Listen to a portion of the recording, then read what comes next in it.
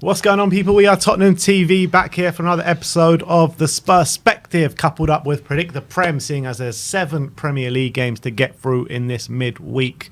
So we've got a double episode for you guys. So first we'll go through our reviews from the weekend, and then we'll get into our predictions. And me and my brother go head-to-head in predicting Premier League outcomes. And the scores at the moment between us are 255 to 264. And the way the scoring works is 5 points for a completely correct scoreline, 1 point for a correct result, 5 points for the star man to score the goal, and 3 points for an assist. And once you pick that man, you cannot pick them again for the rest of the season. And let's get straight into the first game, which was Man City against Liverpool at the Etihad. Really good game of football, this one. It finished 4-1 to Man City. Sim went 4-2 to close to a 5-pointer there. I went for 3-2, a bit further away from the 5-pointer, but we both get 1 point for this one. And I thought, Liverpool came out of the traps quite well. I thought they started the game well, went 1-0 up with Mo Salah. But I thought once Man City took control, they really did take control, and Liverpool couldn't really find a way through. Yeah, once they got in their groove, they were pretty hard to stop Man City. They were in imperious form. No Haaland, no problem for Man City. He was missing. Yeah, Alvarez, what a performance, and what a striker he is, Alvarez. But I thought the main man for me was Jack Grealish. Oh, mate. What a performance he put in. And I think he's really starting to turn around his form now at Man City. And he's putting in, especially since the World Cup, he's putting in some really consistent performances. He's starting to really get those goal contributions that we thought he might when he first joined and hasn't quite got. And I thought whenever he got the ball, he was a joy to watch. Liverpool couldn't get near him, really. And to be honest, since after they scored Liverpool, they barely really had a look in, and you have to be quite concerned because Liverpool, even Liverpool teams not playing well, they usually give Man City a really good game, and it looked like they were going to do that in the opening 20 minutes or so, but they really faltered badly, and their lack of kind of threat in the second half must be a bit of a worry for Klopp, and their away form is woeful. I mean, they're beating Man United 7-0 at home, and then they lose to Bournemouth, and then lose 4-1 to Man City away from home. They're just very, very inconsistent at the moment. But the only thing I would say from Liverpool's point of view, Rodri should have seen red. 100%. I can't believe 100%. that wasn't literally, it's a booking that's 10 out of 10 booking. And it was like a minute or two after that first booking, wasn't it? He grabs 2 hands, Gakpo's away. That's a book. If he wasn't on the yellow, it was an automatic booking. So he just got away with one there. So they got very, very lucky. He was doing, but I completely echo your thoughts on Jack Grealish. I think he's really starting to announce himself a Man City player now,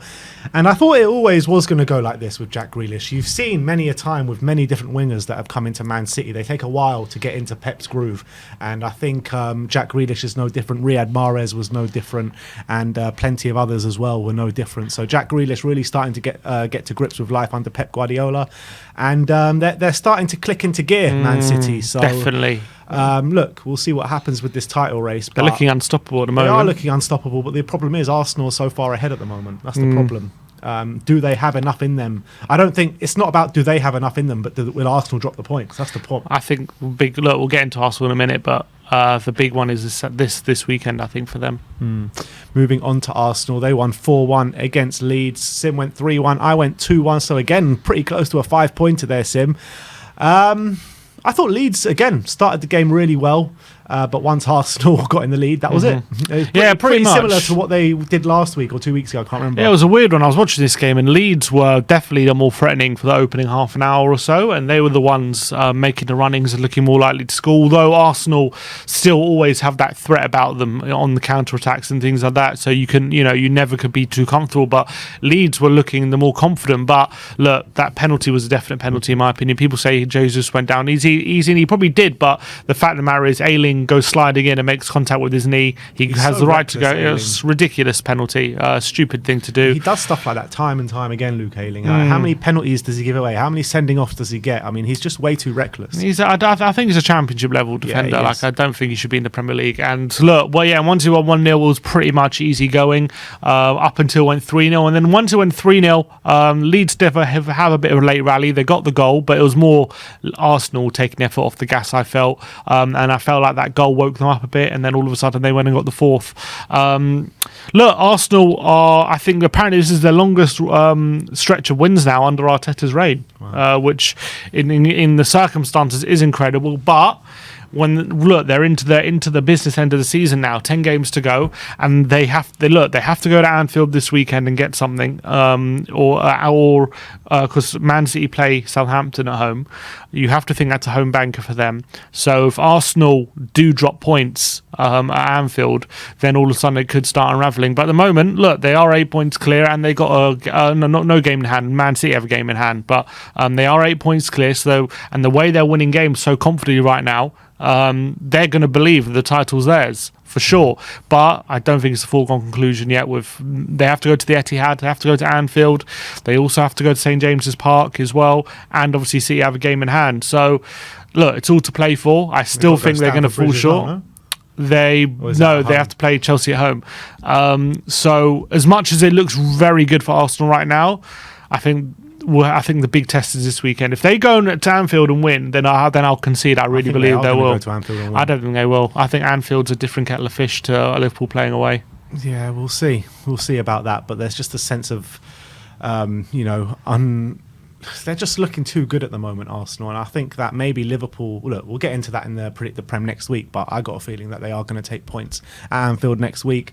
But let's move on to the next game. That was a point each, by the way, for that one. The next game is Bournemouth against Fulham, which finished 2-1 to Bournemouth on the day. Sim went for 1-0 to Bournemouth. I went for 1-1. So Sim gets a point there. I get 0 points. I mean, I didn't see much of this game, but you got to give credit to Bournemouth for plugging away, getting those 3 points and coming from behind against Fulham. Well, I don't know if you saw the picture I sent you. I was watching every single game on a Saturday 3 o'clock, so I was watching this game. I have to say, Fulham look a bit like they're on the beach a bit, I think. Yeah, I think, look, 3 losses in a row for them. Fulham, and that's 4 without a win, 3 losses in a row. They kind of know they're not really going to be challenging for the top 6, albeit they are still only 4 points away. But I think they kind of resigned to the fact that they're probably not going to be playing in Europe next season. They're definitely not getting relegated. In fact, like they're 9 points clear of 12th place Palace, so they're not going to fall further down than 12th. So I think they're probably one of the only teams right now, kind of with nothing to play for in a way. Fulham in the league, like them and Aston Villa basically them, Aston Villa and Chelsea, really. Pretty much, those are the only 3 teams who are kind of in and the middle of Brentford. Things. Brentford could still get like Conference League, I guess. Yeah, Brentford, well, they're in and amongst it. They're 7th at the moment. They're level on points with Brighton, so they'll believe that they can get to that top 6. Got, 2 games in hand on them? They do, but you have to win the games in hand first, don't you? So, but I'll have to say they were pretty poor, I thought. Even when they took the lead, I thought Bournemouth were really unlucky to go in at half-time 1-0 down. I thought Bournemouth really put the pressure on Fulham and created some really good chances. They hit the bar, they missed some sitters, and then second half made a couple of changes. And I thought it really worked well for them. Tavernier with an absolute wonder goal. What a finish that was outside the box. Goal. Absolutely brilliant. And then they were putting Fulham under even more and more pressure, increasing pressure. I did think Fulham as well struggled without that focal point of Mitrovic up front. Vinicius just doesn't really cut the mustard for me. Mitrovic has been in such poor form though recently. But what he does, Mitrovic, is he allows you to get up the pitch even when he's not scoring. Like he's a focal point. He'll hold the ball up for you. He'll battle with defenders. He'll chase lost causes. Vinicius isn't quite that same level as him when in his hold up play, and I think that leads to Fulham being penned in a lot more than maybe they would have been if Mitrovic was there. And the pressure told. Solanke scored, and from Bournemouth, brilliant win for them, 2-1. And to be fair to Bournemouth, they beat so they won a couple games ago against Wolves as well. Recently they were 2-0 up against Arsenal, and they let it go in the last minute, but they're definitely giving it old fight. They're a big fight, and obviously they're 17th at the moment. What's it called? 13th, 14th, 15th, 16th, and 17th, all level on points at the moment. So literally, it's so tight. But they're keeping pace. They're keeping pace with the teams in the relegation battle, and fair play to them. And I think it's their home form really, which if they're going to save themselves, that's where I think their home form is where it's going to be. Yeah, they got 3 big games coming up: Bournemouth, Brighton at home, Leicester away, and then Tottenham away. And then after that, they do face everyone in and around them. So big games coming up for Bournemouth. That's for sure. Next up, Brighton against Brentford in the game of the weekend, which finished 3-3. What a game of football this was. Sim went for 1-1. I went for 2-2. Brentford take the lead inside 10 minutes. Mitoma equals it up 10 minutes later. A minute later, Ivan Toney puts Brentford back into the lead. 5 minutes later, Danny Welbeck is levelling it up, and that was just an insane first half, wasn't it? A proper ding-dong battle where, Brighton had a lot of chances, where Raya was saving quite a lot of shots. And then in the second half, it was a bit quieter, where Brentford looked like they'd won the game, and then McAllister gets that penalty in the last minute. I thought it was a crazy game. I thought it was a weird one because it was like Brighton had so many chances and so many efforts on goal and forcing and so much possession as well. And it's almost as if like whenever Brentford went forward, they scored. And like it really...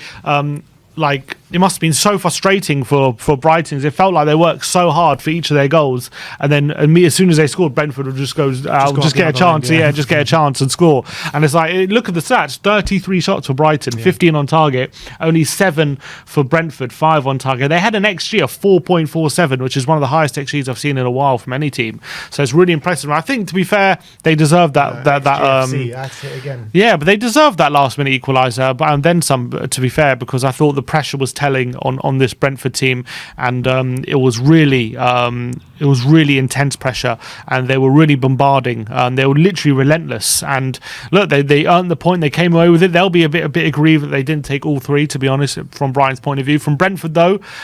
Clinical, really good from set pieces. They were defensively resolute despite the fact that Brighton had a lot of chances. They still restricted Brighton from clear-cut chances. A lot of them were, Brentford throwing their bodies in the way and making it difficult for this Brighton team. So they defended really well despite the Brighton chances. But it was just 2 good teams with 2 different styles going at it, and it was like the best of both styles really, and it ended up in a really entertaining draw. Yeah, absolutely. So that's a point each for us on that one.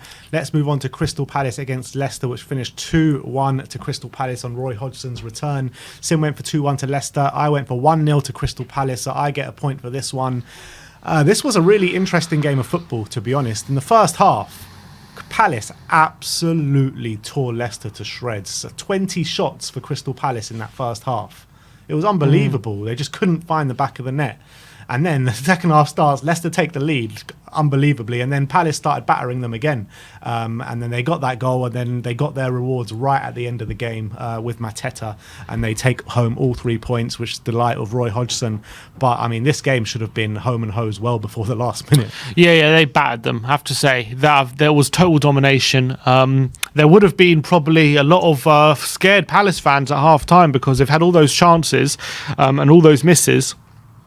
Leicester kind of holding strong, and then Zaha goes off injured, and you're thinking and then they go 1-0 down, so you're probably fearing the worst if you're a Palace fan. Pereira, by the way. Yeah, really, he came on half time as well, scored a good goal. And Leicester actually started the second half pretty strongly, but it all turned with a really good free kick from Eze, forcing the own goal from Everson in the Leicester goal, and then all of a sudden they gained the momentum back, and it was pretty much one-way traffic for that last half an hour, and they regained that advantage they had in the first half, and they more than deserved the victory. They absolutely battered them. What I would say is I do feel for Vieira a bit because yes, Hodgson put in this, they had this kind of display and they absolutely battered Leicester and they were having loads of shots, but I feel for Vieira because this was probably the first time they go into a game favourites for a long time, and he didn't get the chance to be a manager at that point. So who knows what? Probably their best performance of the season, though. No, I can't remember too many of them. Earlier Palace ever had 30 shots in a game before. 30 shots is a lot. I'll give you that. 30 shots is a lot. But Hodgson said after the game, he said, even under my tenure last time, I've never had such a good performance, and it's testament to how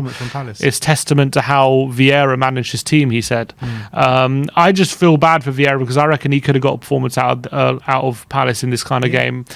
But look, the credit's going to go to Hodgson. But fair enough. Look, there was a brilliant winner as well. What a turn by Mateta in the 90th minute. And that win sees them now on.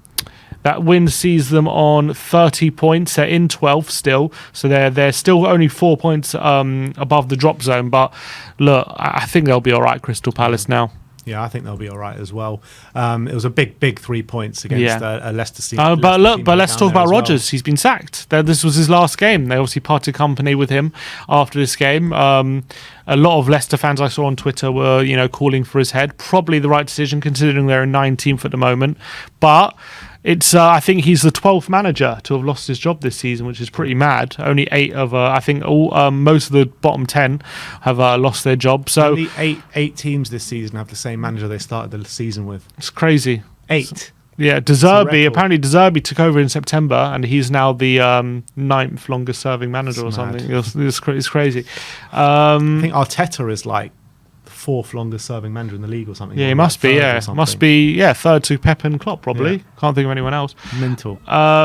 Yeah, but look, he's available now. But it'll be interesting. Look, are Leicester just doing what everyone else seems to be doing, which is putting their assistants in charge? It's a bit of a weird phenomenon, it seems, at the moment. Like everyone's just sacking their manager and putting the assistant in charge for the run-in. Yeah. It's like everyone believes the assistants can do better for the run-in than the managers. It's pretty crazy. I don't get what's going on in this league, man. With these, like, no one's sacking managers with like a plan, with like getting someone else in. Like, you would think, it's definitely the case with Tottenham, right? You would think like the assistants have like a similar way of thinking to their managers. Yeah, it's weird. It's just weird that like Southampton did the same thing, Bournemouth did the same thing. Who else did the same thing? Chelsea have done it. Chelsea have done it. Obviously, we've done it, and now Southampton do it. I'm saying I said Southampton, and now Leicester are putting their assistant in charge for the time being. So like, it's like interim season at the moment in the Premier League. There's never been a better time to be an interim manager. There must be more interims right now in the Premier League than ever before. Yeah, I can't think of a time when there's been so many. But let's move on to Nottingham Forest against Wolves. Sim went for 1-0 to Nottingham Forest, so very close to that 5-pointer, but I went for 1-1. And that late Daniel Podence goal gives me a big, fat 5-pointer. Nottingham Forest went 1-0 up just before half-time. Brennan Johnson getting his 8th goal of the season, and what a season he's having up from the Championship. And he's looking like a real Premier League player now. He's hurting the opposition time and time again, and it was another really good performance from him. But you got to give credit to Wolves for keep plugging away and getting that late equaliser. They scored their only shot on target, which frustrated me. To be honest, I was watching this game and. I have to say, Forest will be absolutely kicking themselves they didn't get all 3 points in this game, because they had so many chances on the counter-attack to kill the game off, and Wolves were really throwing caution to the wind and committing players, and it left so much space for that Forest attack after they took the lead. They had a crazy amount of possession, Wolves. Did you see that? It was at 70% or something. I had 72%, it says here, but it was literally 72% possession for Wolves, 17 shots for Forest. It's mental. It was literally Forest on the counter every time, and they squandered so many opportunities. And I guess you would argue they got what they deserved for squandering those opportunities with the late Podence equaliser. But they were absolutely kicking themselves. There was one moment where Emmanuel Dennis was through on goal, and he had Morgan Gibbs-White for a tap in, and he went by himself, and the keeper saved it. And Morgan Gibbs-White went absolutely crazy at him for not passing it and just getting the easy tap in. Obviously, a few minutes later, Wolves went and scored. So, but apparently as well, Steve Cooper, apparently there were rumours that his job was on the line on this game. Yeah, I heard those rumours. I didn't buy that though. I think he's done a really good job there this season, and but no win in 5. I know that, but like they kind of like they expected to be in a relegation battle, surely. Nottingham Forest, especially with signing so many players, and the job that Steve Cooper's done, the fortress he's kind of made the City ground as well. I think that you've got to stick with him. I think what the problem at the moment is why all these managers are losing their jobs, why everyone's deciding to fire, is because everyone is kind of, with the running coming in, going to the last 10 games, and with the table this tight, everyone is just banking on, if we can just bring in a manager and get a new manager bounce for a few games, that will save us, essentially. So everyone's banking on a new manager bounce to save them, and not thinking for the long term. Yeah, essentially, and everyone's just thinking like that's going to save them, and that money that they get from staying in the Premier League will be worth whatever the payout they have to pay for sacking these managers. But no one's thinking of the long term at the moment. It's so ruthless and cutthroat. That's why Cooper was under pressure. But I agree with you. He deserves to stay in the job. But everyone, because it's so tight, everyone is just so worried about the drop. The thing is with Nottingham Forest, right? I'm just looking at their fixtures now, and you would assume that if Forest are going to be saved, right, it'll be their home form that saves them. Yeah. But their home games left of the season is Man United, Brighton, Southampton, and Arsenal. Man United, Brighton, Southampton, Arsenal. Not good. It's not good at all for them. No, they're going to be struggling, I reckon, to gain those points at home. So we'll see how they do. Yeah, we'll see how they do. But Sim, no 5-pointer for you this week. Should have been. But I get it for this one. But let's move on to Chelsea against Aston Villa. Brilliant result here. 2-0 to Aston Villa. Unai Emery and Aston Villa are marching on, and their away form is absolutely astonishing, really, under Unai Emery, Aston Villa. But this was a strange game, man. This was a really strange game. I mean, Villa win it 2-0, and if you're just looking at the scoreline, you probably would have thought, oh, another shit show from Chelsea. Aston Villa completely dominated them.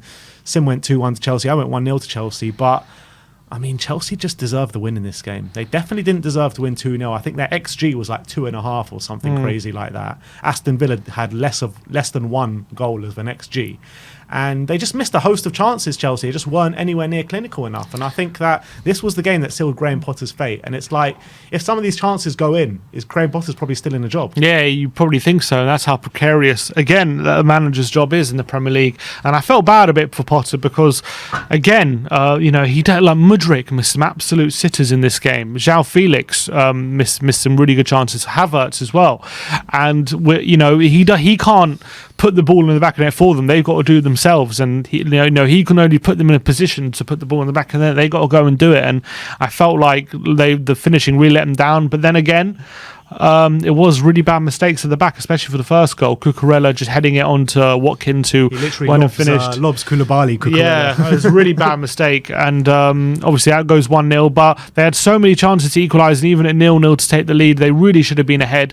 To be fair, though, I would say in the second half, Villa did manage the game quite well, and those clear-cut chances did start to dry up for Chelsea, especially after 2-0. Yeah, he does. Shove everyone behind the ball, make it really difficult, but they should never have been in that situation. No, it was a brilliant goal, again, from McGinn for the second goal. What a finish that was outside the box, and that really put them in a commanding position. And to be fair, at 2-0, they never really looked like getting back in the game, but definitely at 0-0 or 1-0, that game should have been Chelsea's, and they'll be kicking themselves they didn't get on the score sheet at all. But yeah, as we say, another manager lost a job. Bruno's going to go from now to the end of the season, another interim. And in fact, Villa are above Chelsea at the moment. Chelsea now, I think it's probably because he's in 11th place. That's probably the reason that they've decided to part ways with him. And I understand that because, look, Chelsea should never be in 11th place with that squad. I agree with that. But as well, I do feel like Potter's was just an impossible job they gave him, really, at Chelsea. And I think a lot of managers would have really struggled under those conditions. So I feel for him, and I think as well he was unlucky with a lot of results, but it's cutthroat, this business. I think what Chelsea need as a manager, I actually think they need someone of the ilk of a Jose, of a Conte, of a Luis Enrique, someone of that stature that's going to come in and really demand the respect of those players. That's what I feel like they need. But let's move on to West Ham against Southampton. 1-0 to West Ham, a really hard-fought victory at the London Stadium. Agurd with the 1-0 win, with the goal getting on the scoring sheet. Sim went for 3-1 to West Ham. I went for 2-0, so I was very close to a 5-pointer, but wasn't to be. We both get 1 point and a massive 3 points for West Ham. Yeah, really important 3 points. Took them out of the relegation zone. Southampton now rooted to the bottom of the table. They're the ones looking. 4 points isn't quite cut adrift, but it's cut adrift compared to this table standards at the moment. But you have to say, I think West Ham will be all right. Yeah, I think at the moment it was a very big victory. It's still really tight. West Ham, with one win, took them up to 14th, but still only 1 point above the relegation zone. It shows how volatile that bottom relegation battle is. But I think West Ham, they probably just about deserved it. I would say they were a big threat on the counter after taking the lead, and Bowen hit the bar, and they had a couple of chances. But in the last 10 minutes or so, Southampton did put a lot of pressure on, and they hit the crossbar with a good header from the substitute centre forward, and it looked like they might get back in the game, but they didn't have quite enough quality to do so. And I think West Ham, I think it was a good 1-0 win. It wasn't quite convincing. It wasn't like they were brilliant, but they'll probably feel like it was. Yeah, they got the job done. It was hard fought. So from Southampton's point of view, they tried to dig deep to get the result, just wasn't to be, and they just seemed to be lacking that quality really in the forward line to to really make sure they're getting back into games or making sure they're taking those chances. And they just look like the team at the moment who are least consistently getting results out of all the bottom sides. But look, they're still only 4 points away. So, they string a couple of wins together, all of a sudden they're out the relegation zone, which is pretty crazy.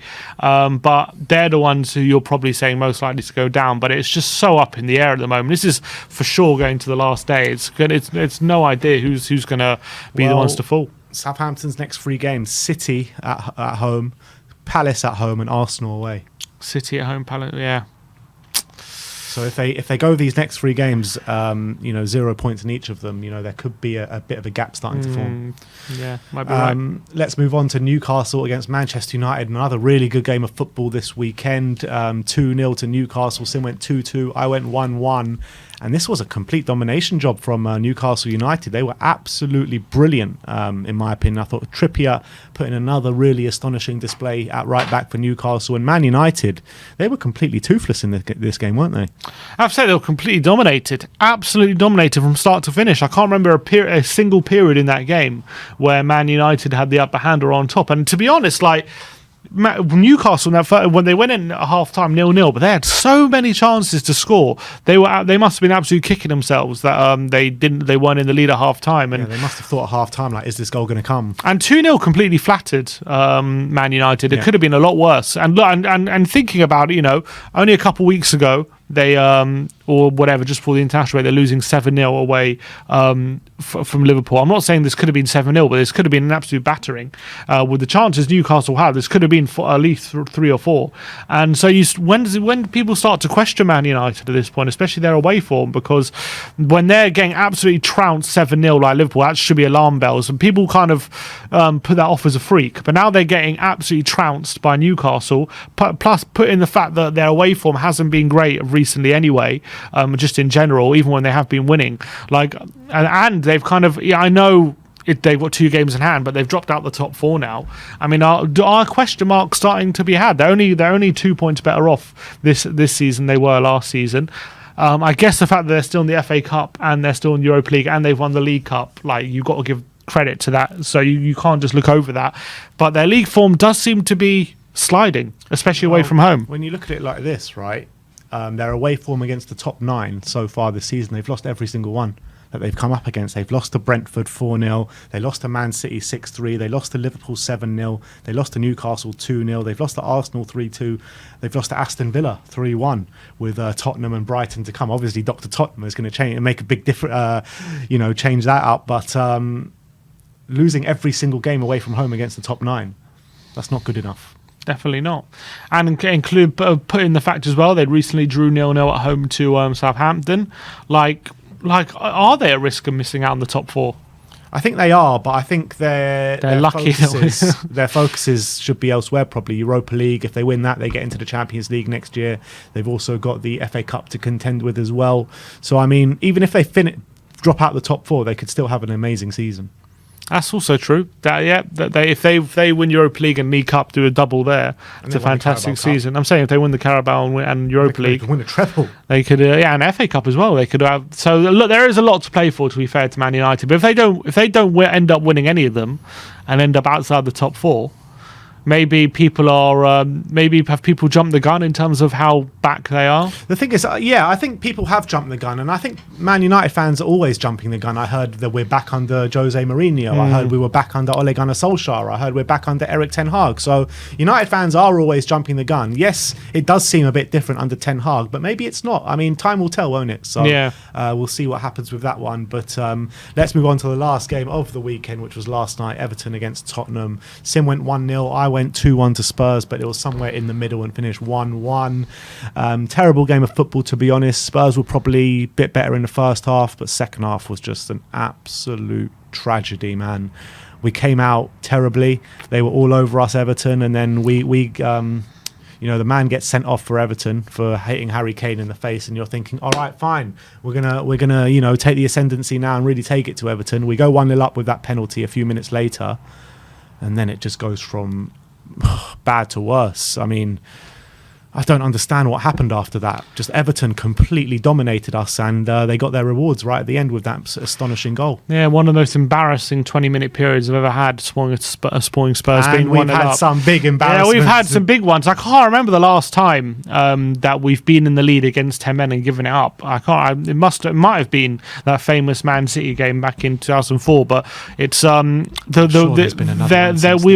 we were so dominated by the 10 man of Everton, even when we were 1-0 up. We're not even a care of a thought of getting a second goal and really forcing Everton back and taking the game by the scruff of the neck.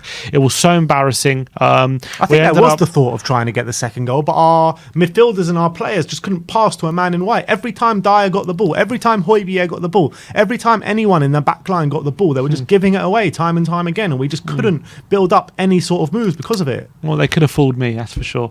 And then obviously Lucas ended up getting sent off, and then once it went 10v10, you just knew that Everton were going to score. You know what, we've spoken on this channel many a time about bad cameos. We spoke about one last year or 2 years ago when Winks came on. I can't remember who it was against. That was against Everton. That was in the 5-4, Yeah. wasn't it? When Winks came on and he was just absolutely tragic. But that Lucas Moura cameo yesterday, 6 minutes he was on the pitch, and does that. A terrible tackle on Michael Keane. And it's like, that is the worst cameo I've probably ever seen in a Spurs shirt. It was absolutely horrific.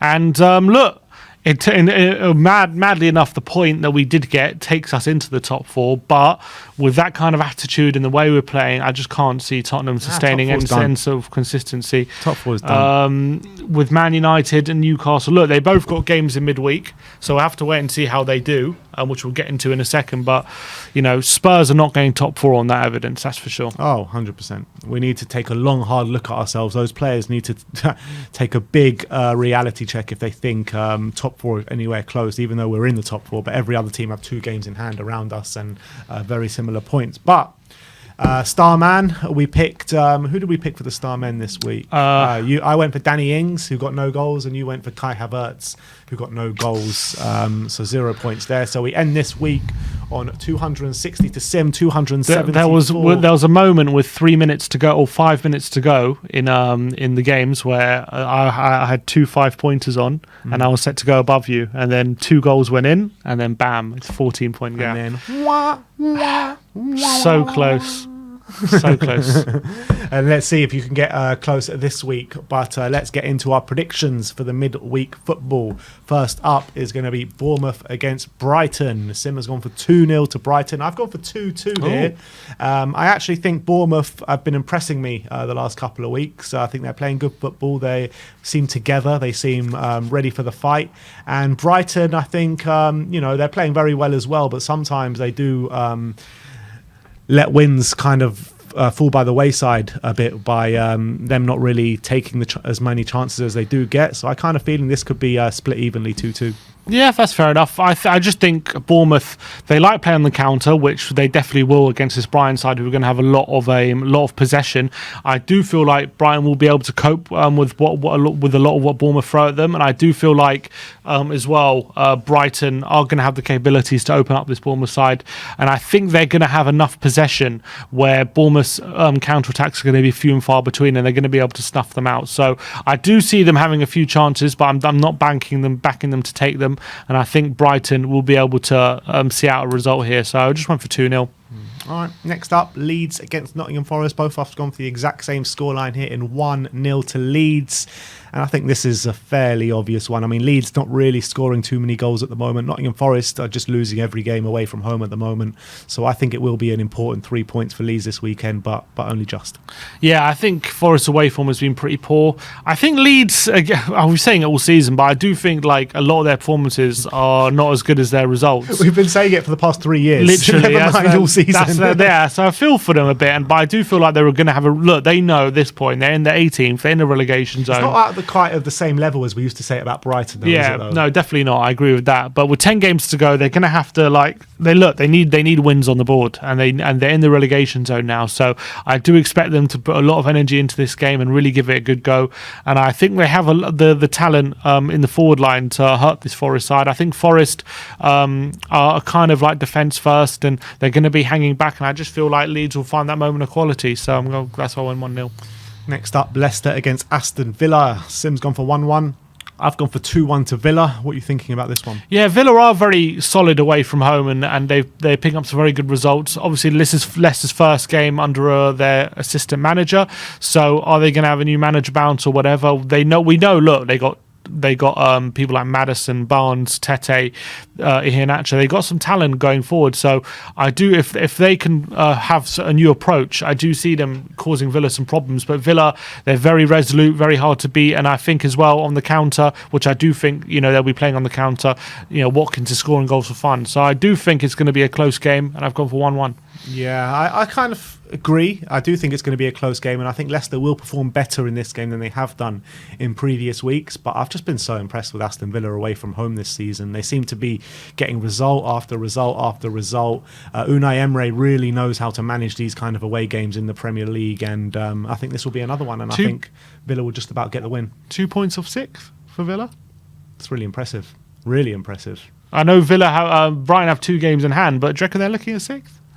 I mean, they're looking at it. If they're going to get it, is another story. Seventh is. I mean, they'll definitely be looking at it. 7th is Conference League, and they're 2 points off 7th. Unbelievable. I mean, if they've got a game against Brighton coming up, that'll make it interesting. But they don't. They actually played Brighton last game of the season. Wow, could be a playoff for Europa. Well, Villa's last 3 games of the season is us at Villa Park, Liverpool away, and then Brighton at home. Could be a big end of the season for Aston Villa, but we'll see. But look, I've gone for 2-1 to Villa. Sim's gone for 1-1. Let's move on to Manchester United against Brentford, and we've gone for the exact same scoreline here in 1-1. Man United are not really convincing me at the moment, but at Old Trafford, they really are performing well. I think they're unbeaten in a while there, with getting a lot of wins and a couple of draws thrown into there. So I think one of these will be the draw. And Brentford, with the way they're playing at the moment, very resolute, very hard to beat, and really good side, and they can hurt you the other end with Ivan Toney and Mbeumo. Yeah, and I think they're just playing they're playing so much like a team, so well organised at the moment, Brentford, and set pieces are always a trouble. And I think just at the moment, United are very, very reliant on Rashford, and he's not kind of scoring at the rate he was maybe a few weeks ago. That's maybe hurting them a bit, and I do think they're going to be a lot better than they were against Newcastle, but I just see Brentford frustrating them, especially still no Casemiro. So I've also gone for a 1-1 draw. All right, next up is West Ham against Newcastle, which didn't finish. We predicted 1-1, both of us again going for the exact same scoreline. And I think that, we all know Newcastle, they draw a lot of games, and they have done this season. I've got a feeling another one's going to come here. I think West Ham at the London Stadium, they've kind of turned it around. The form has been turned around. They're getting some good results there. And I think this will be a stalemate. I really do. Yeah, I think these kind of games where Newcastle tend to struggle a bit more when teams try and frustrate them and sit back and clog up the central areas. When they play teams like United, they who throw caution to the wind. There, I think they're happy in those kind of games. But I think in this game, I think West Ham will frustrate them, and I think that. West Ham as well, playing on the counter, people like Bowen and things like that. I think that they will. I've just banking on them to frustrate this Newcastle team. So 1-1. And moving on to the last game, which is Chelsea against Liverpool, probably the biggest game of the weekend. Sim's gone for 2-2 in this game. Midweek. I've gone for 1-0 to Chelsea. And yeah, I've just got a feeling with Potter gone now, could be a bit of a new manager bounce, as well as on top of that Liverpool's just been really bad away from home all season, really. So I got a feeling that Chelsea will just about nick 3 points here. Yeah, it's going to be interesting to see how Chelsea set up. I do see a really nice open game. I think Liverpool only know one way of playing, which is really go for it and go for the throw. And Chelsea recently, under Potter, they're obviously playing quite expansive football, creating chances, but they weren't able to convert them. Will they have a bit of a confidence boost now he's gone? I don't know how they're going to react, but I do think they have the talent to open up this Liverpool side, who always throw caution to the wind, with especially with Felix and Havertz. So I've just gone for an entertaining 2-2 draw. And more Chelsea players coming out on social media and thanking Potter than Spurs did for Conte. Mad, that, isn't it? Yeah, especially how long Conte was there, and we actually got us top 4 and stuff, and Potter took them to 11th. But anyway, let's move on to the star men. Sim has gone for Somerville. I have gone for Emi Buendia. Why Somerville? I just think Summerville's been playing well recently. I've seen some good cameos from him, and I thought he actually was one of the shining lights for Leeds last week against Arsenal. He got an assist, I think, the week before, and I think it's a big game for Leeds at home to Forest. I think he's going to start. He's going to be on his game, so I'm banking him to do something. I've got a goal contribution, so I've gone for Summerville. Yeah, I predicted Aston Villa to win away at Leicester. So I've already picked Watkins this season. So Emi Buendia was second up. So that's the very simplistic thinking why I went for Emi Buendia, because he does get involved in quite a few goals and assists for Aston Villa this season. So that is our Predict the Prem. That's our perspective. Let me know your predictions in the comment section below, and let me know who your star man is, and let me know as well who you think is going to come out on top in this midweek fixtures, me or Sim. Thank you everyone for watching today. Like, subscribe and comment, and as always, Come on you Spurs.